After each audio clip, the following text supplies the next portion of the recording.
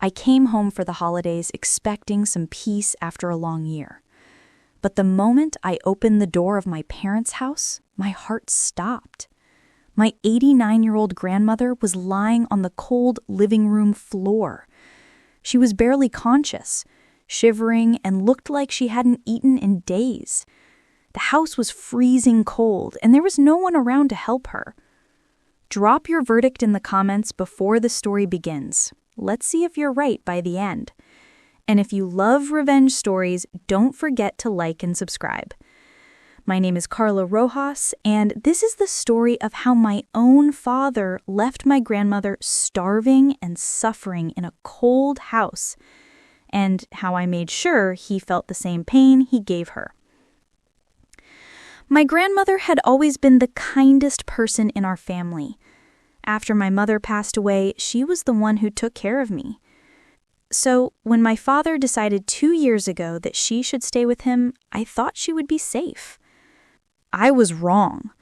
This time when I came home, I found her in a terrible condition. She was weak, dehydrated, and looked neglected. When I asked her what happened, she could barely speak. I immediately called my mother, who was on vacation in Florida with my sister and her family. Instead of worrying about my grandmother, my mother simply replied with a short text. "Don't bother us. We're on vacation. Handle it yourself." I couldn't believe what I was reading. I wrapped my grandmother in my coat, helped her into my car, and drove away that same night. I didn't tell anyone where I was taking her. I just knew I couldn't leave her in that house for even one more minute. 3 days later, my parents returned from Florida. When they entered the house, they found the living room completely empty. My grandmother was gone.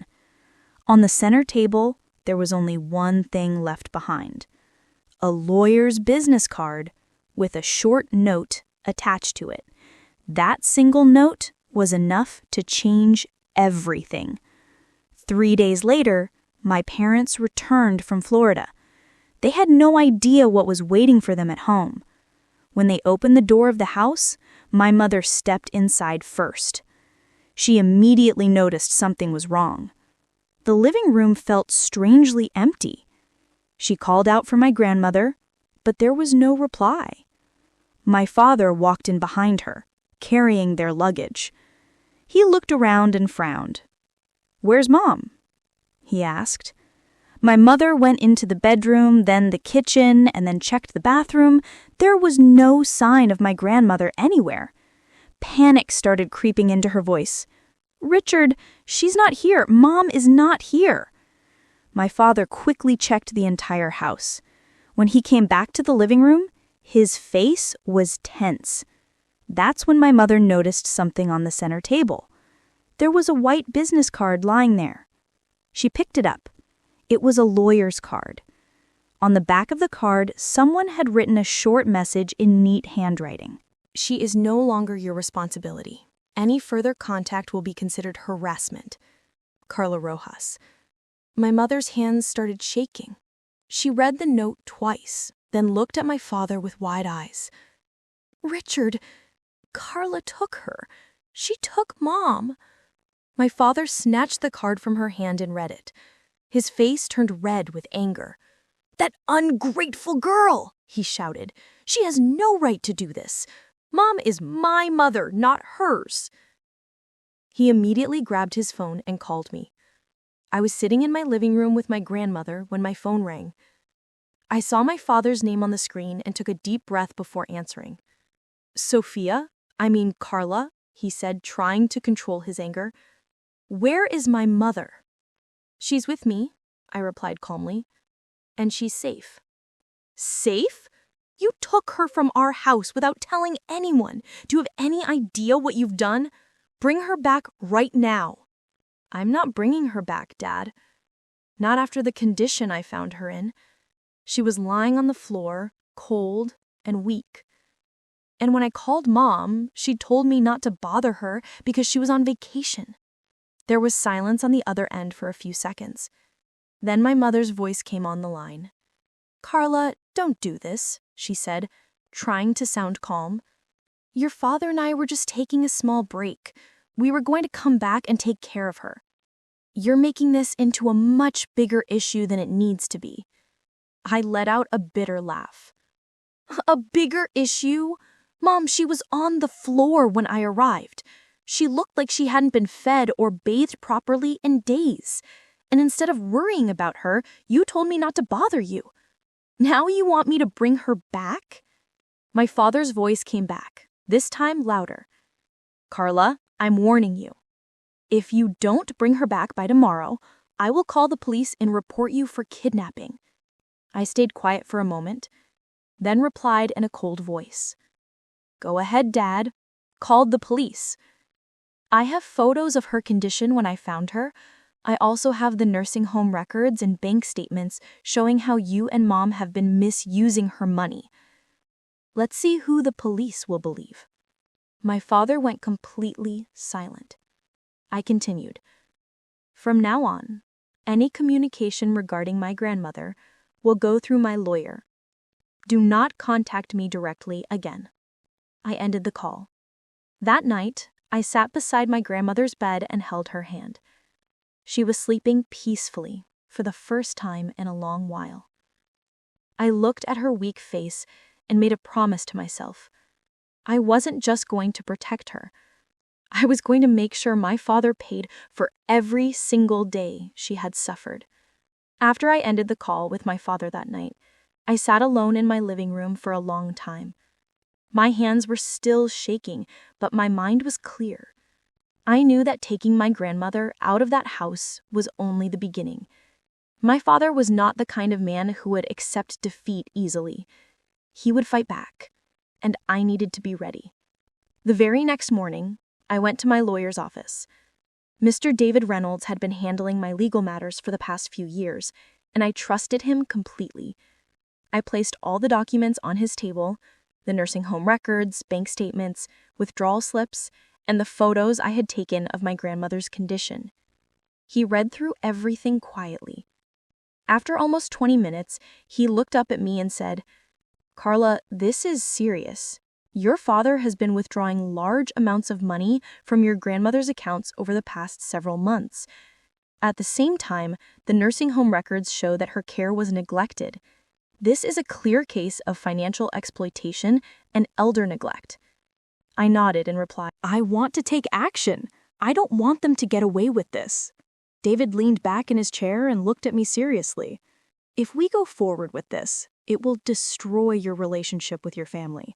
Your father could face criminal charges. Are you sure you want to go down this road?" I thought about my grandmother, lying on the cold floor, about my mother's text telling me not to bother them, and about my father's words over the years.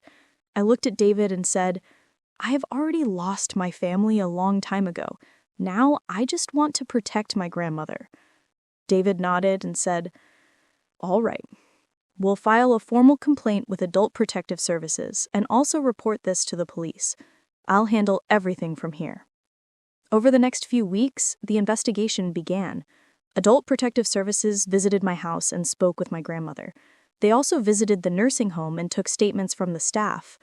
The bank was asked to provide detailed transaction records of my grandmother's accounts. Slowly, the truth started coming out. My father tried to fight back. He hired an expensive lawyer and claimed that he was using the money for family needs and that my grandmother's poor health was simply due to old age. But the evidence was too strong. The nursing home staff confirmed that he had stopped paying the full monthly fees 6 months earlier. They also confirmed that no family member had visited her in almost a year. The pressure on my family started increasing. My father's construction business began losing clients because word about the investigation started spreading. Some of his old business partners stopped working with him. My brother tried to handle the company, but without my father's presence and with the bad reputation, he struggled badly. 3 months later, the case finally went to court. I still remember the day of the final hearing.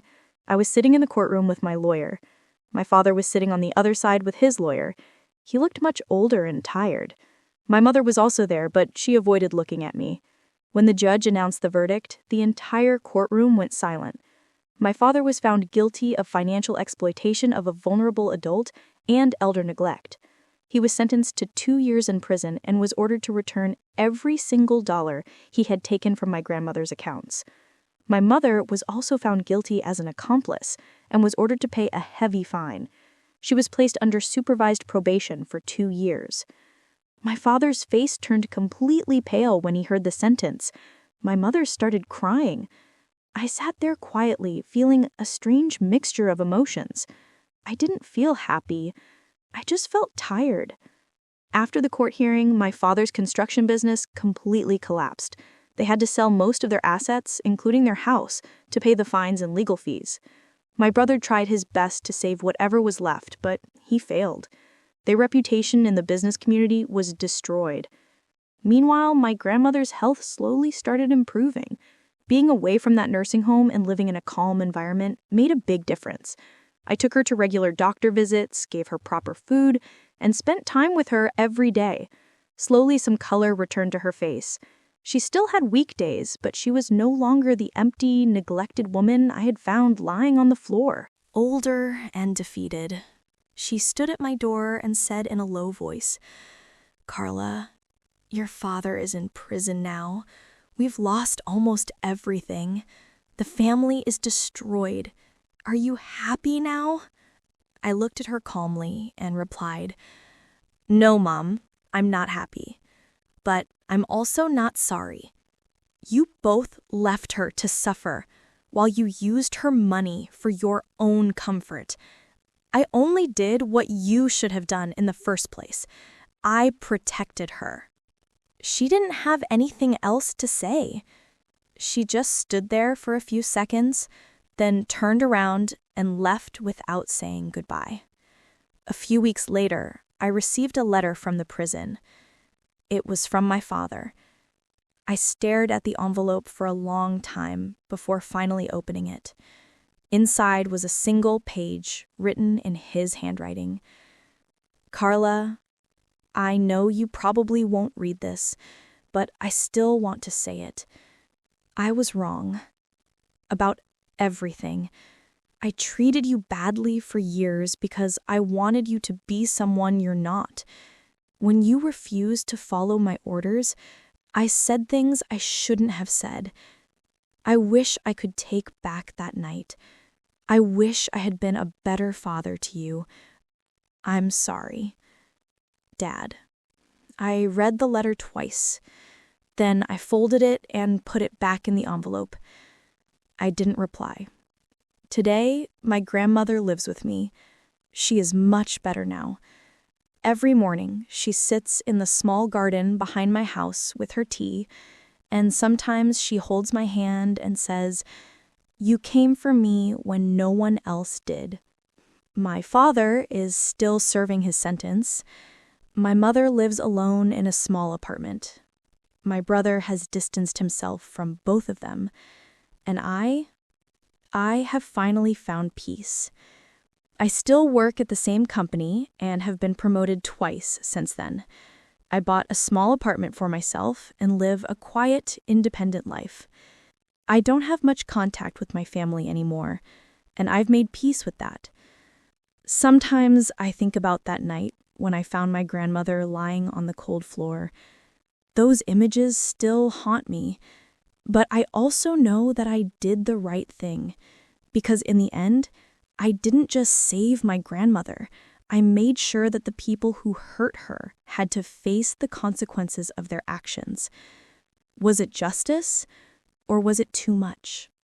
Share your thoughts in the comments below, and subscribe for more revenge stories.